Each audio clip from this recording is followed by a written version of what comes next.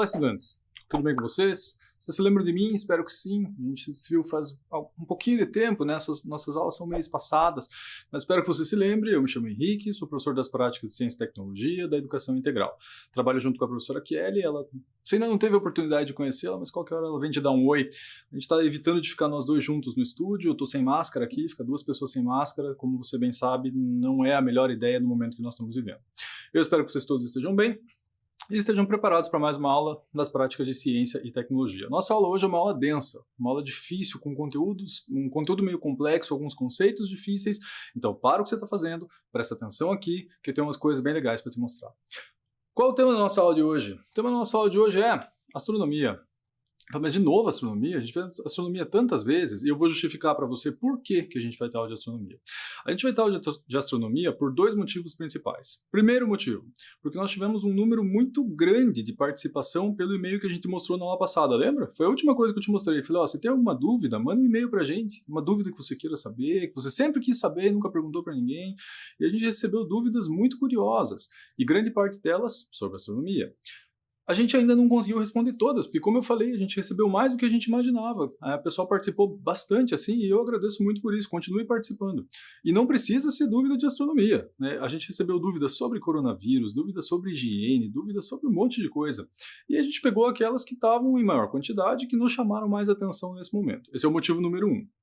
O motivo número 2 é que eu não sei se você está participando ou se a sua escola está participando da Olimpíada Brasileira de Astronomia que está aparecendo atrás de mim. Você já participou da Olimpíada? Eu já participei, meus alunos já participaram e ela é sempre muito legal. Se um dia você tiver a oportunidade de participar, não deixe essa oportunidade escapar. Ela é muito boa. Ela é uma Olimpíada, ela é uma prova e eu não sei se você reparou, mas esse slide é uma premiação. Eu moro em Curitiba. Talvez onde você more, né, as pessoas participem mais que aqui, talvez participem um pouco menos, mas aqui a gente sempre participa e tem sempre uma solenidade grande de premiação, porque os nossos alunos aqui se dedicam bastante. Alguns conseguem medalhas, outros não, mas o importante não é obter a medalha. O legal é participar, é aprender coisas novas, né, procurar investigar coisas novas. Então, se tiver a oportunidade de participar algum dia, fica aí a nossa sugestão. Graças a esses dois fatores, nossa aula hoje é sobre astronomia, mas a gente vai ver algumas coisas um pouquinho diferentes para que a gente não fique só no que você já viu. Então eu vou te trazer umas 5 reportagens para você ver uma coisa um pouquinho diferente do que a gente costuma ver em sala de aula. Então, fica de olho.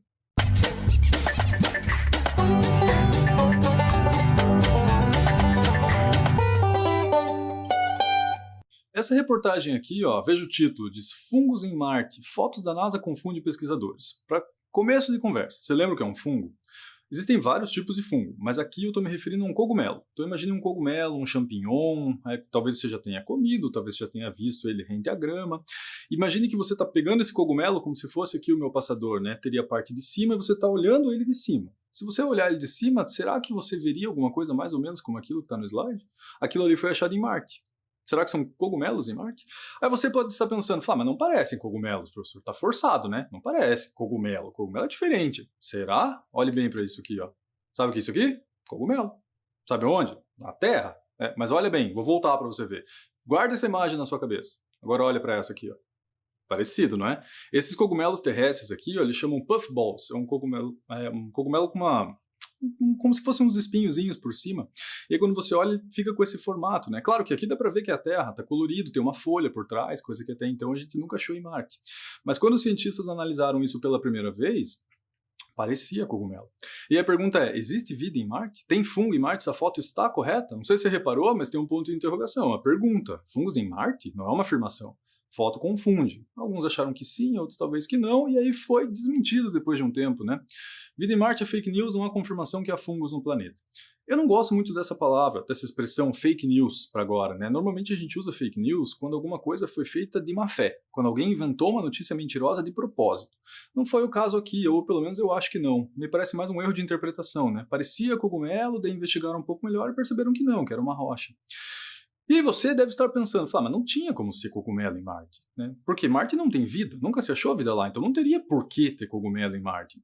Mas aí eu devolvo essa pergunta para você, será que não teria mesmo? Porque realmente nunca se achou vida lá, mas a NASA já mandou várias sondas, vários rovers, né, que são aqueles carros que passeiam por Marte.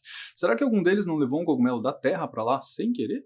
Não sei se você já pensou nessa possibilidade. A gente já foi para a Lua, já esteve com sondas em Marte, nas luas de Marte. Não existe o risco de levar bactérias da Terra para lá? Fungos da Terra para lá? Não existe esse risco? É óbvio que existe esse risco. Então, será que esses fungos não são fungos da Terra que acabaram se desenvolvendo lá? Porque hoje a gente fala muito, né? Será que o ser humano vai colonizar Marte? Será que um dia a gente vai chegar a montar uma colônia em Marte? Se eventualmente a gente quiser fazer isso, que é o que a gente vai discutir no finalzinho da aula, esse é um cuidado que a gente tem que ter. Como que a gente não vai levar os nossos problemas, o nosso lixo, as nossas bactérias, né, tudo que tem, digamos, de prejudicial na Terra, para Marte. Então eu trouxe uma outra reportagem para tentar esclarecer um pouco isso, né? Naves espaciais podem contaminar Marte? Como evitar que isso aconteça? E pare e pense, o inverso também é válido, né? A gente nunca achou vida em Marte, mas será que não tem? Ou será que é possível que na volta de uma dessas sondas ela venha com um esporo bacteriano desconhecido para nós, que quando chega aqui na Terra faz um estrago imenso? Não sabemos. Então o que você tem que se preocupar? Descontaminação. Então, se você está indo da Terra para os outros lugares, você tem que garantir que os fungos e bactérias e protozoários e vírus daqui não contaminem esse lugar. Como que fazem isso? A NASA tem uma sala, algumas salas estéreis, né, em que as naves e os trajes dos astronautas passam por um processo bem pesado de desinfecção. Então sofrem um banho de radiação, um aumento de temperatura muito grande, uma limpeza com água oxigenada, com radiação ultravioleta até ficarem isentos. E eles passam um tempo numa sala que é uma sala detectora de vida. Curiosamente, acho que ano passado foram encontradas 2 bactérias estranhas lá que nós nunca tínhamos encontrado na Terra. Não se sabe bem ainda o que isso quer dizer, se é simplesmente uma forma que até então era desconhecida, ou se tem alguma relação com os trajes propriamente. Provavelmente não, provavelmente é simplesmente uma forma nova. Mas ela está muito esperta nisso, né? Se tem uma forma de vida até então nunca encontrada. Se for o inverso, tem uma sonda que estava em Marte e precisa voltar para a Terra, você também precisa se preocupar.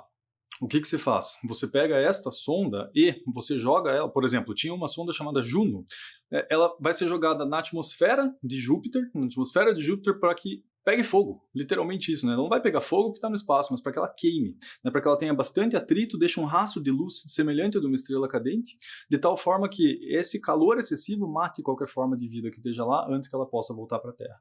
Então, poderia ser um fungo terrestre que foi lá? Até poderia, mas que fique claro que esse é um cuidado que a gente tem que ter, e que a gente tem, os astronautas têm protocolos de limpeza.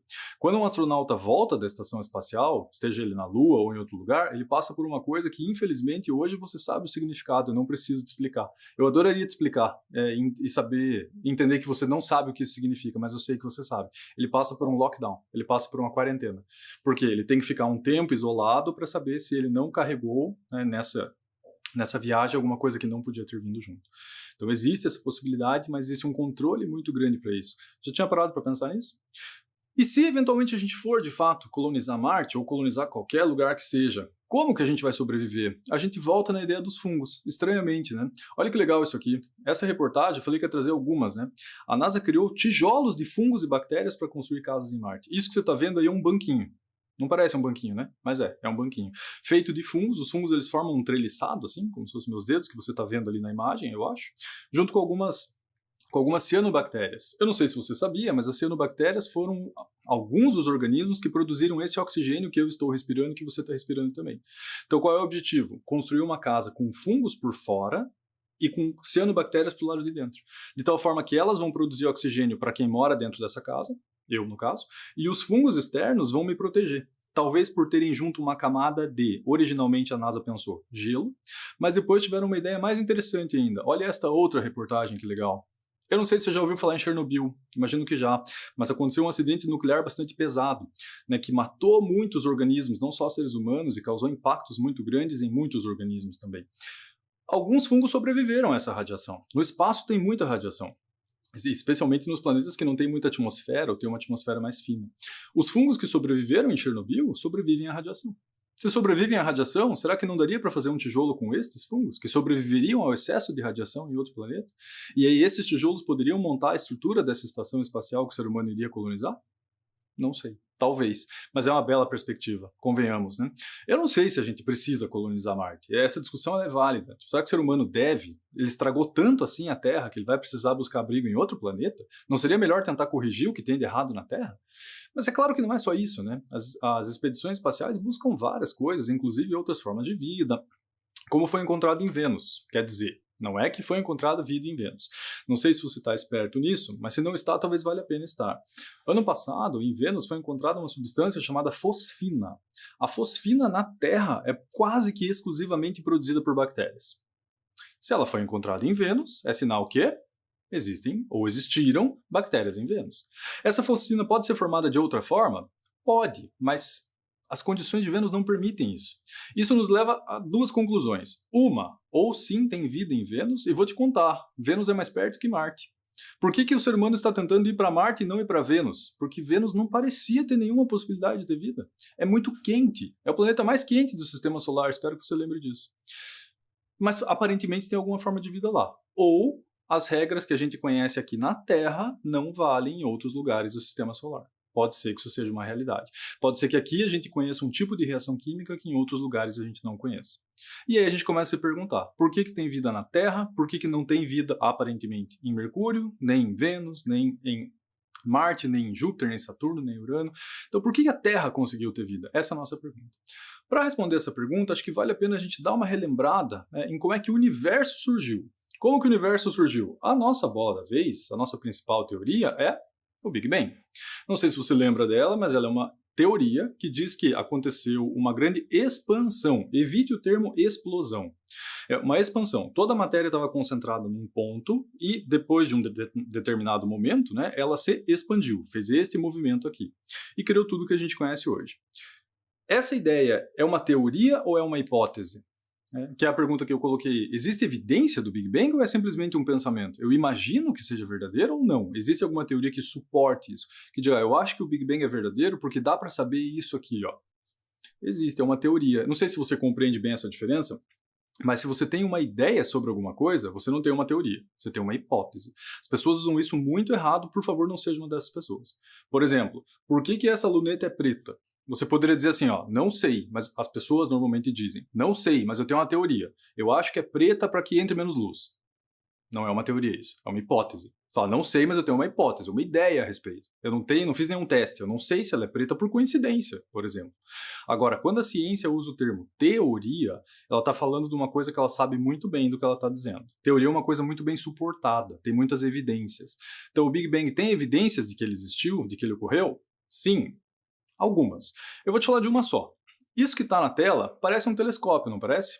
Mas ele não é exatamente um telescópio. Ele é um telescópio que detecta algumas faixas de ondas, né, de alguns determinados tipos de luz. Pensa assim, ó, você já percebeu que se tem uma ambulância vindo para sua casa, passando perto da sua casa, uma ambulância, bombeiro, polícia ou coisa parecida, não é difícil pelo som perceber se ela está vindo ou se ela está indo embora? Que o som é diferente quando ela está vindo na tua direção ou quando ela está indo embora? Ou se o exemplo não ficou bom, um carro de Fórmula 1. Um carro de Fórmula 1 começa com um som agudo e quando ele passa ele faz um som grave. Ou uma motocicleta que ande muito rápido, faz a mesma coisa. Para o pessoal que é um pouquinho mais velho, talvez já conheça o nome desse efeito. Esse efeito chama efeito Doppler. Né? Mas é disso que eu estou falando, né? Você saber se uma coisa está se afastando de você ou está se aproximando.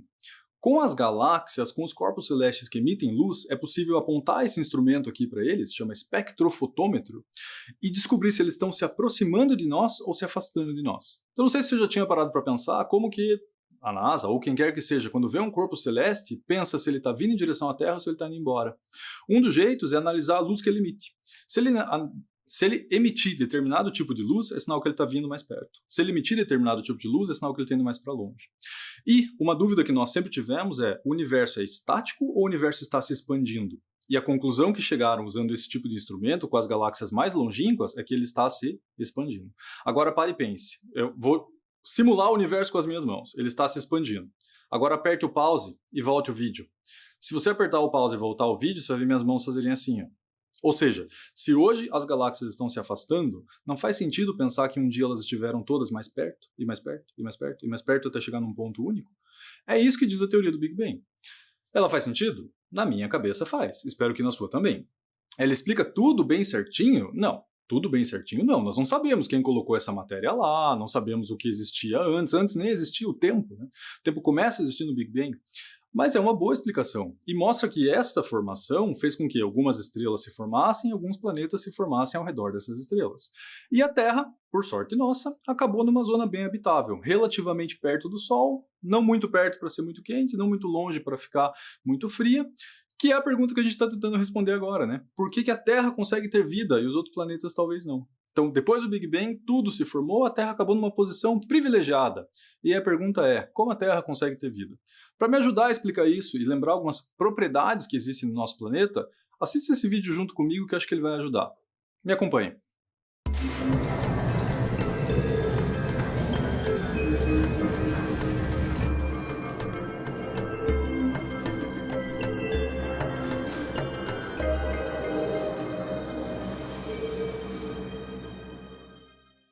A melhor definição para o planeta Terra é nossa casa. A Terra também é o terceiro de um conjunto de 8 planetas em torno de uma estrela cuja luz é responsável pela manutenção de um fenômeno encontrado em abundância em todo esse planeta, a vida. Apesar de ameaçada em grande parte pelas ações humanas, a vida se estrutura de uma maneira muito complexa e diversa nos vários ambientes terrestres.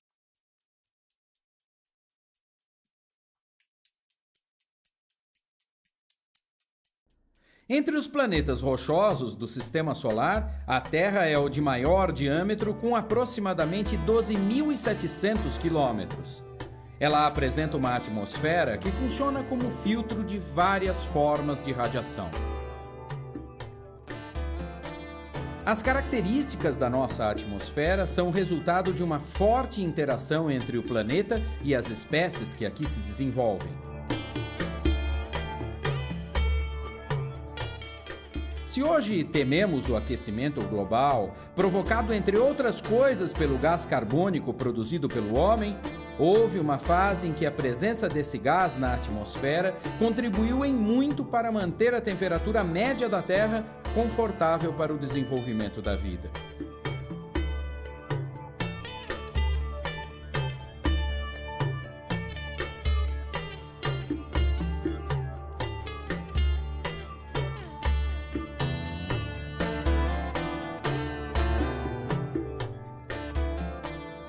A superfície mudou ao longo do tempo numa deriva continental que deu ao planeta a cara que ele tem hoje.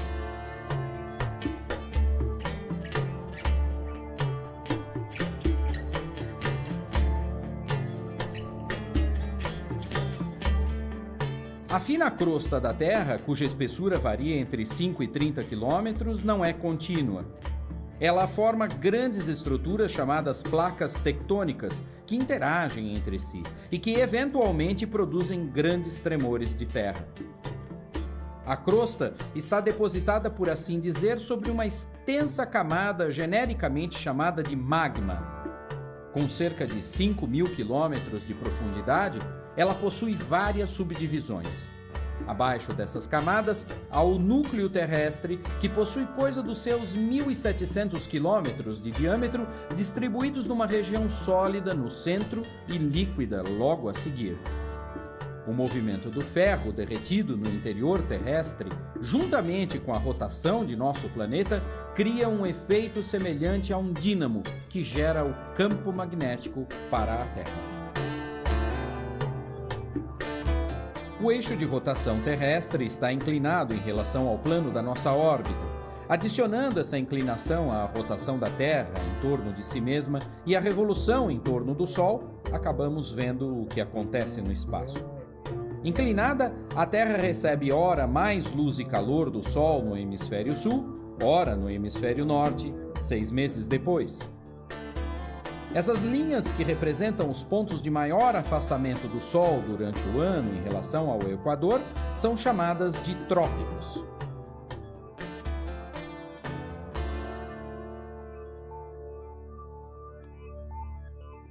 As estações marcam ciclos que, juntamente com as dinâmicas da atmosfera e água no planeta, resultam num ambiente ímpar para o desenvolvimento e conservação da vida.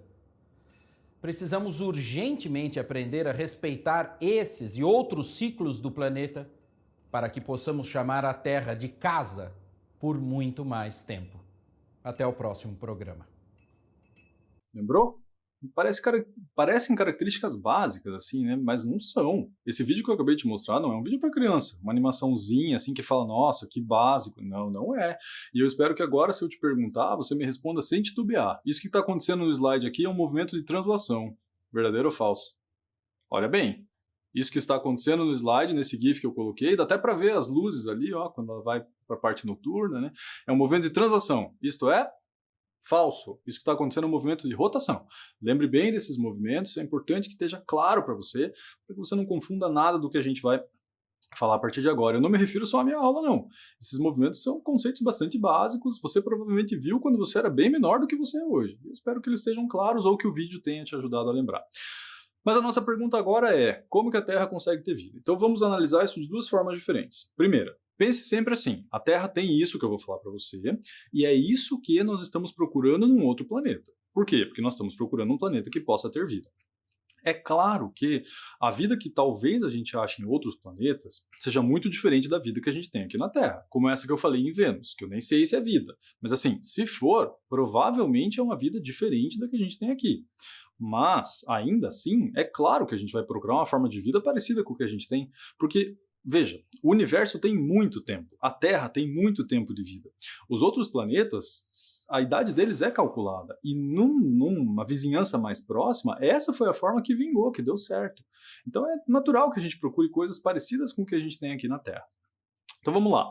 Primeira coisa que você precisa olhar num planeta, o dia que você for fazer uma investigação, se você for um pouco mais velho e for trabalhar com isso, for fazer ciências aeronáuticas, for se especializar em astronáutica, e você pode fazer isso se você quiser, quero deixar isso claro. Qualquer um de vocês poderia vir a ser um astronauta, você vai ter que se dedicar bastante, mas você pode fazer isso, existem casos de astronautas brasileiros, como você bem sabe. Se você estiver fazendo uma investigação, uma das coisas que você vai ter que investigar se um planeta tem ou não, atmosfera. A atmosfera é aquela camada de gases, né, que fica acima da superfície, né, ela tem vários estratos, e a atmosfera da Terra é bastante espessa, de tal forma que toda a radiação forte que vem do Sol, do espaço, né, ela é devidamente filtrada, ou pelo menos deveria ser. O que tem nessa atmosfera? Nitrogênio, com N de nariz, é o que mais tem, oxigênio, gás carbônico e outros gases, amônia, metano, monóxido de carbono, tem um pouquinho de cada. O que tem de muito importante aqui é ozônio. Não sei se você lembra disso, mas o ozônio é o O3. O oxigênio que a gente respira é o O2. O O3 é aquele que faz como se fosse um óculos escuro na Terra, né? De tal forma que ele bloqueia grande parte da radiação ultravioleta. Então, quando a camada de ozônio sofre e começa a ter buracos, nós sofremos muito porque começamos a ter problemas de pele, câncer de pele. E aí, você já deve ter ouvido falar que é importante sempre passar protetor solar, porque a camada de ozônio já sofreu bastante ao longo da história. Mas uma atmosfera é importante, uma camada espessa dessa é importante para garantir vida. Tem planetas que teriam potencial para ter vida, assim, tem características parecidas com a da Terra, mas tem uma atmosfera muito fininha, de tal forma que vai ser difícil lidar com a vida lá, porque chega muita radiação do Sol. Quer adivinhar um que é assim? Marte. Né? Marte tem atmosfera? Tem. Só que a atmosfera não é que nem a da Terra, não é espessa como a da Terra. Então o nível de radiação lá é maior. Isso é um problema? Óbvio que é um problema. Tanto é que estão pensando em fazer uma casa com um tijolo grosso feito de fungo, para ver se ele consegue resistir a essa radiação. Né? Então, planetas que não têm uma atmosfera certamente serão dificultados. Essa atmosfera nos leva a uma interessante questão, que foi a principal que a gente viu. Eu peguei o nome de 2 estudantes aqui, porque teve gente que não assinou. Então, se você mandar a tua dúvida para nós, não esqueça de assinar, dizer o teu nome. Às vezes no e-mail não dá para saber, né? Às vezes o e-mail é só um apelido ou é um sobrenome. Não esqueça de assinar e, se possível, fala para a gente também que escola que você estuda, que cidade que você estuda, né? Se você não estuda em Curitiba. Porque se você fala a escola e a série, eu tenho pelo menos uma ideia de quantos anos você tem. Mas se puder, coloca também quantos anos você tem, que escola você está e qual é a tua dúvida. Mandaram pra gente, pelo menos 2 estudantes, os 2 que eu sabia o nome, mandaram essa dúvida aqui, ó. A Helena Ribeiro Pires, da Escola Municipal Monteiro Lobato, e o estudante Davi Pizzuti, acho que é assim que fala, se não for assim, me desculpe, Davi, mas o Davi não falou que escola ele estuda e nem quantos anos ele tem, então eu não sei. Eles mandaram essa pergunta que parece uma pergunta bobinha, mas eu vou te dar 5 segundos para você pensar na resposta. A pergunta é, por que o céu é azul? 5, 4, 3... 2, 1. Sabe a resposta? Tomara que sim, mas não sei não, hein? Essa parece uma pergunta bobinha, infantil, mas não é infantil coisíssima nenhuma. Uma vez eu perguntei para uma turma minha, uma turma de pessoas bem mais velhas que vocês, por que o céu era azul? E uma estudante me respondeu, porque reflete o mar. Não, porque reflete o mar, não. Você pode me dizer que o mar é azul porque reflete o céu, mas não o contrário. Eu moro em Curitiba, Curitiba não tem mar. E o céu aqui é azul. Por quê? Porque reflete o rio? Não, não é por isso que o céu é azul. Então, por que é que o céu é azul? Não sei se nós sabemos. E essa é uma explicação complicadinha. Vamos ver se o vídeo que eu vou te mostrar agora ajuda a gente a entender essa explicação um pouco mais. Depois eu volto para ajudar a dizer tudo que o vídeo vai dizer de meio complicado. Mas fica atento, ele vai usar uns termos meio estranhos, mas eu já volto para explicar eles para você. Me acompanha.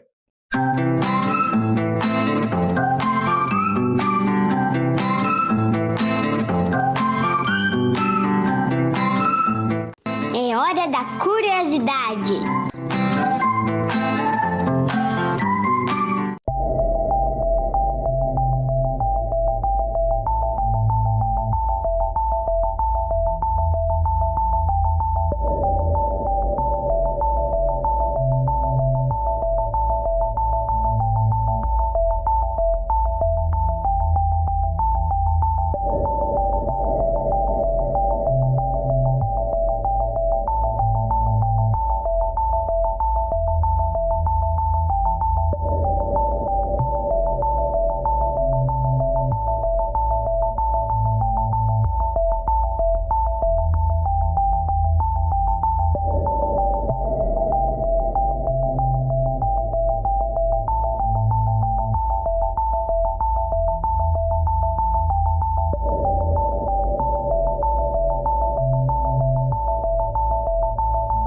Para você que não lembrava, essa é a nossa hora da curiosidade, né? Então, cada vez que a gente for responder as dúvidas de vocês, vai aparecer essa vinheta da hora da curiosidade e eu estimulo mais uma vez, no final da aula eu vou colocar o e-mail de novo, estimulo mais uma vez a você, sempre que quiser, manda dúvida para nós. A gente nem sempre consegue responder de imediato, mas a gente vai tentar responder todas as possíveis porque estão vindo dúvidas muito boas.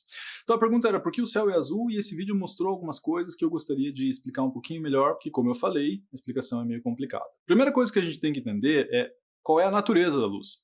A luz branca que chega do sol, chega dessa lâmpada que está me iluminando, a luz branca, ela na verdade não é branca. Ela não é exatamente branca, ela é uma junção de várias outras luzes que se você fizer elas passarem por um objeto, que aqui chama prisma, né? Mas não precisa ser um prisma, você já deve ter reparado que isso acontece numa gota d'água, numa bolha de sabão, num CD, tem alguns brincos que tem uns cristalzinhos, assim, isso acontece também.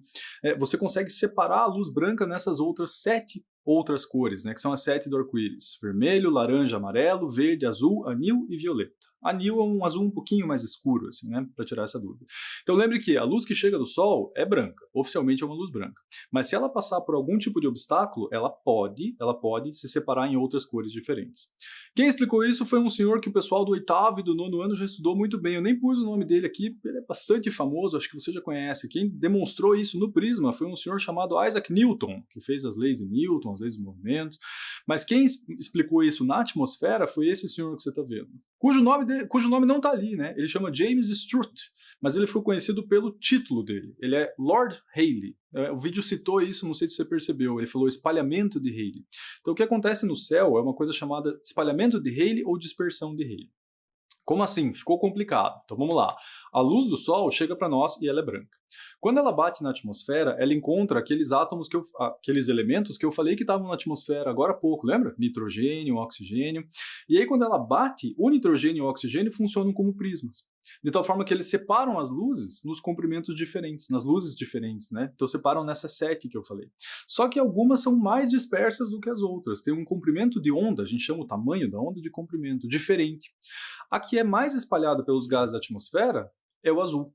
De tal forma que, quando eu olho para o céu, eu enxergo ele predominantemente azul. Mas saiba que outras cores estão lá também. Só que estão em tão pouca quantidade que eu não enxergo elas com tanta frequência. Então eu não vejo o céu com várias tonalidades. Eu vejo ele predominantemente azul.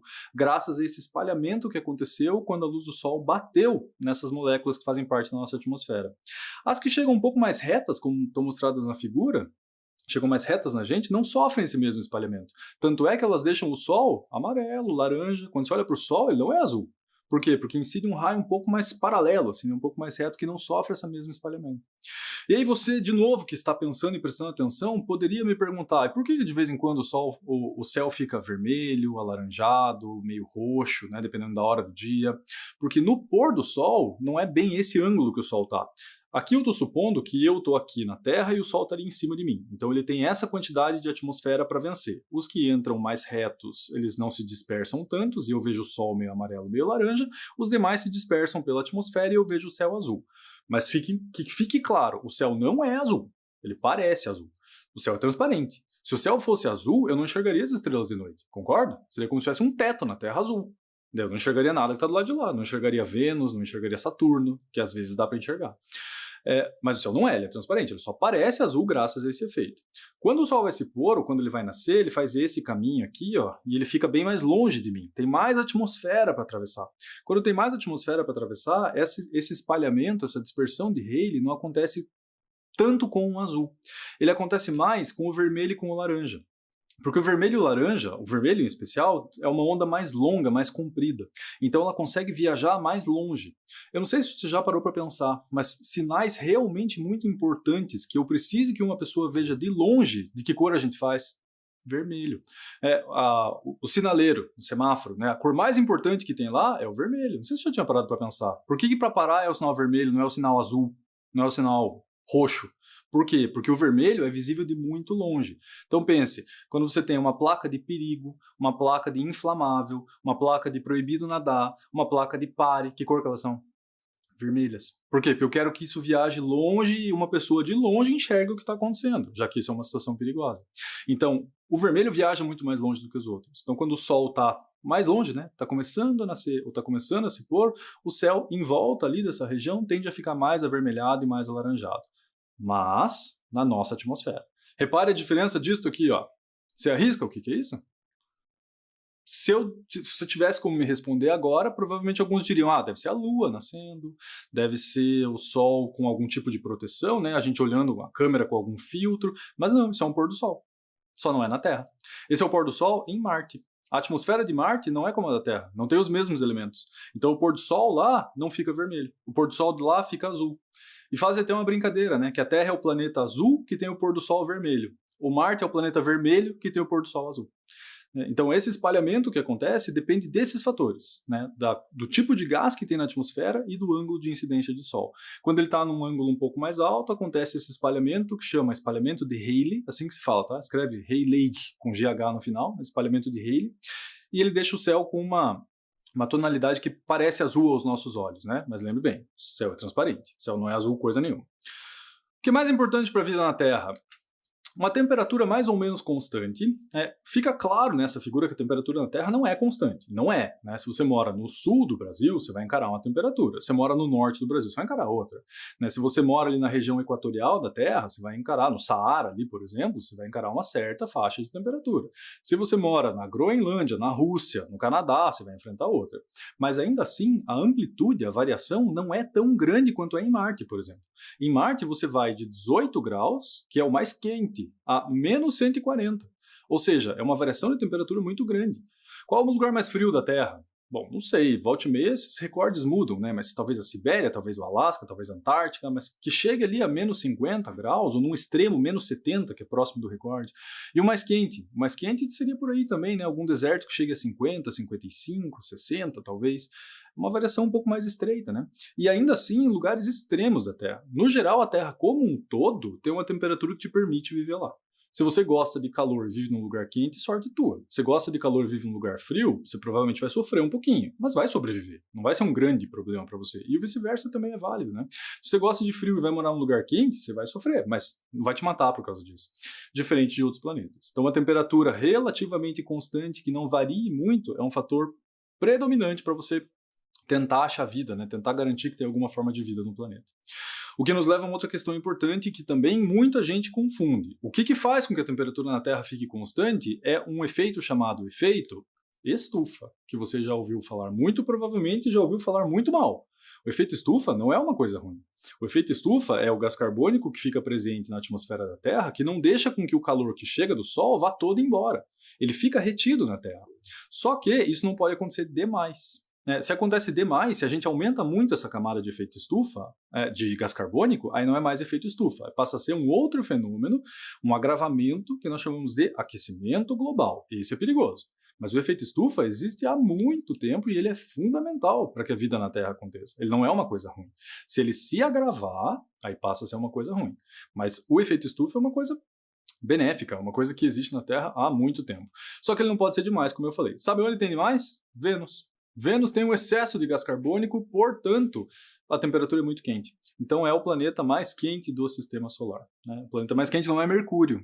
Muita gente pensa, Mercúrio é o mais perto do Sol, então é o mais quente do sistema solar. Negativo. Vênus é o mais quente do sistema solar, em virtude de um efeito estufa exagerado. E é por isso que a gente achava que não tinha vida lá, né? Outra coisa importante para você olhar, água. Um planeta para ter vida, muito provavelmente tem que ter água, mas não basta ser água, tem que ser água no estado líquido. Se a água não estiver no estado líquido, vai ser difícil de você gerar alguma forma de vida lá. Marte, por exemplo, tem água, só não está no estado líquido, está no estado sólido. Se você olhar fotos do terreno de Marte, teve água líquida, muito provavelmente, porque ele mostra, não sei se você já viu uma foto dessa, mas imagine um rio, esse rio secou. Sabe como fica? Fica aquela vala assim que você vê por onde a água passava. Marte tem uns lugares assim, umas ravinas desse jeito. Então provavelmente teve água em algum momento, mas atualmente tem água sólida. É muito difícil pegar água sólida e fazer derreter para virar água líquida e para quem vai morar lá eventualmente tomar. Não é difícil. Mas assim, se você está procurando vida, condições para ter água líquida são bem importantes de serem vistas. E repare como está tudo entrelaçado. O que eu preciso para ter água líquida? Uma temperatura amena. Se o planeta for muito quente, a água evapora. Se o planeta for muito frio, a água congela. Então, uma temperatura mais ou menos constante faz com que possa existir vida num lugar que tenha água líquida. Repare, nenhuma dessas condições deve ser analisada isolada. Nenhuma delas você vai dizer assim, olhei um planeta tal e ele tem uma temperatura constante. Com certeza tem vida lá. Não, só a temperatura não basta. Você tem que analisar todos esses juntos. E existem outros ainda que não cabem aqui na nossa aula, mas uma energia nuclear, do que a crosta é composta, tudo isso influencia. Aqui na Terra tem muito carbono, por exemplo. Então a vida foi possibilitada. Num outro planeta que não tenha tanto carbono, que tenha muito ferro, vai ficar difícil, por exemplo. Agora, se já tiver outros elementos, de repente é possível que existam outras formas de vida que a gente simplesmente desconhece. Mas é isso que você vai procurar quando você sai da Terra procurando vida fora dela. Mas a pergunta então é, e já acharam vida fora da Terra? Nós saímos para procurar, mas já achamos vida fora da Terra? E a resposta é não. Vida fora da Terra, não. Mas nós já achamos alguns planetas ou exoplanetas, lembra o que é exo? Exo significa fora, como em exoesqueleto. Já achamos alguns planetas habitáveis. O que é um planeta habitável? Um planeta habitável é aquele que tem características parecidas com a Terra. Então é isso que a gente estava falando agora. O fato dele ter talvez água líquida, talvez ter uma temperatura constante, talvez estar perto de uma estrela, não muito perto e não muito longe.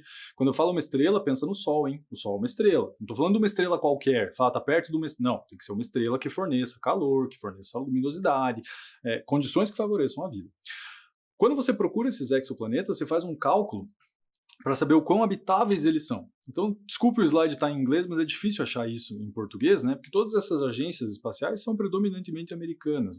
Tem algumas que eu até poderia achar, mas eu traria um slide em russo, seria pior de analisar, em chinês seria pior de analisar, acho que aqui a gente ainda consegue entender mais ou menos o que está acontecendo. Então, repare que a pontuação da Terra é 1. A pontuação dos outros planetas ali, 0 ponto alguma coisa, 0,77, 0,81. Quanto mais perto de 1, mais perto da Terra é, mais parecido com a Terra é. Então tem vários planetas aqui que têm uma condição interessante, que são relativamente parecidos com a Terra. Relativamente parecidos. Isso é sinal que tem vida lá, que vai ter vida lá, que nós vamos colonizar? Não necessariamente, Como que eles fazem para fazer esse cálculo? Eles medem isso que a gente viu agora. Então medem a distância que ele está da estrela do sistema dele, se está muito longe, muito perto, se ele é parecido com a Terra para fins de atmosfera, se ele é parecido para fins de composição.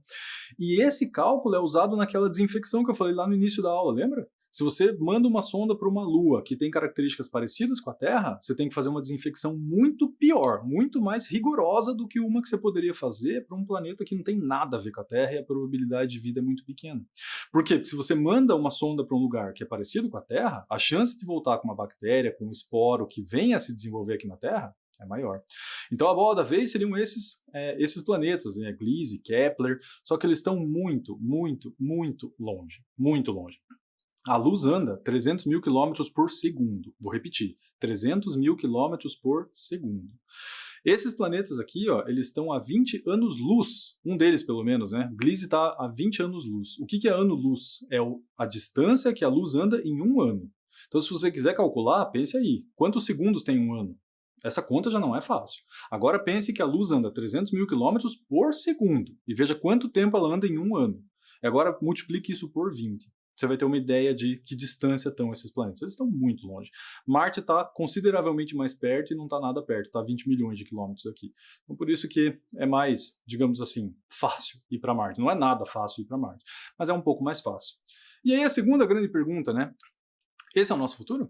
É isso que nos aguarda? Né? Uma colonização, um plantio em Marte, uma colônia e pessoas vivendo lá com essa roupa? Não sei. Não sei se é. Acho que não.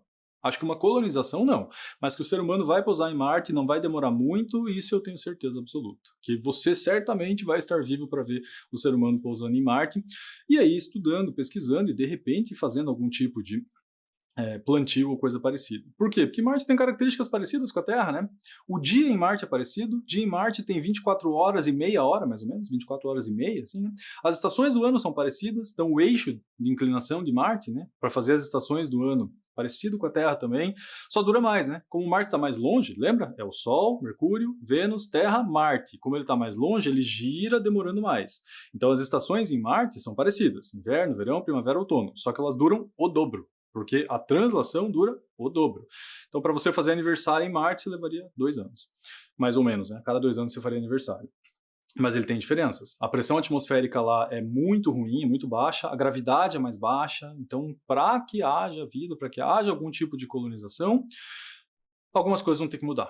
E a gente vai ter que reestruturar muita coisa, e eu nem sei se precisa, nem sei se é interessante ter essa colonização em Marte, né? A gente tem alguns princípios éticos envolvidos aí que a gente sempre tem que ter em mente. Tá certo? Então vamos relembrar o que nós aprendemos hoje?